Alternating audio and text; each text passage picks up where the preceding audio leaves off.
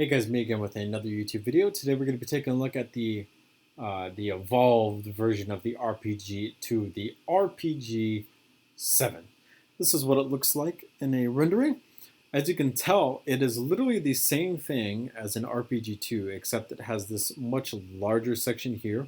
It kind of shoulder rests so that you can kind of get a little bit of a stock as opposed to just a straight tube. And then it's got a little bit of a back blast zone cone thing out the back here. So this is pretty simple conversion of my original RPG-2 just to the RPG-7 aesthetic, and I think it looks absolutely fantastic. For 4 or 5 months, I did not have a single Warhead for this until last week. I sat down, I took a little bit of a poll on my different usernames Discord of all the RPG-7 Warheads, of which one I should do. And the kind of resounding result is that I should do the 5th in the series of Warheads, which is the Tandem Heat Warhead for the RPG-7. I didn't know this existed, but apparently, if you take and you make these ridiculously long warheads, this is the PG-7R for those who want the name of the actual warhead itself.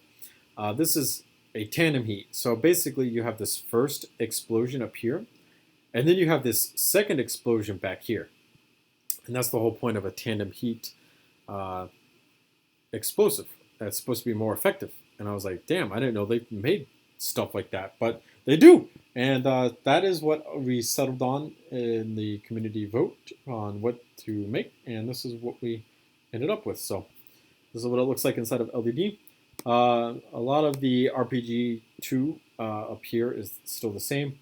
Back here, it was just as simple as, just making a little bit of some curves up, curve down, and the backblast zone is all, it's all relatively simple. This is not difficult stuff to understand how it's actually done at all.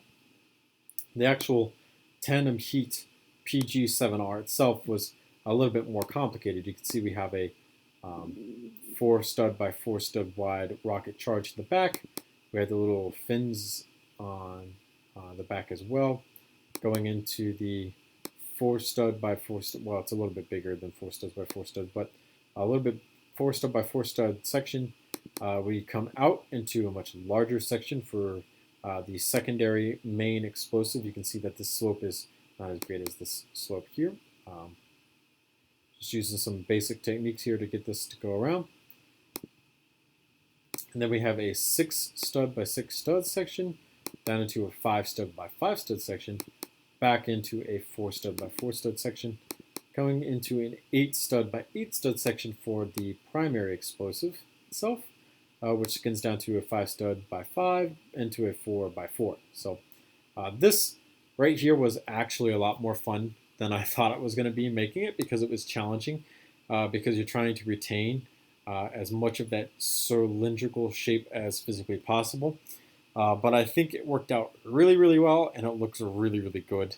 And yes, this is just about as long as it is in real life. It is ridiculously long, and it almost looks like it would not fly at all, but it does, and it's cool. So thank you guys so much for watching. Remember to comment and subscribe for more videos similar to this one. We will see you guys later in another YouTube video another time.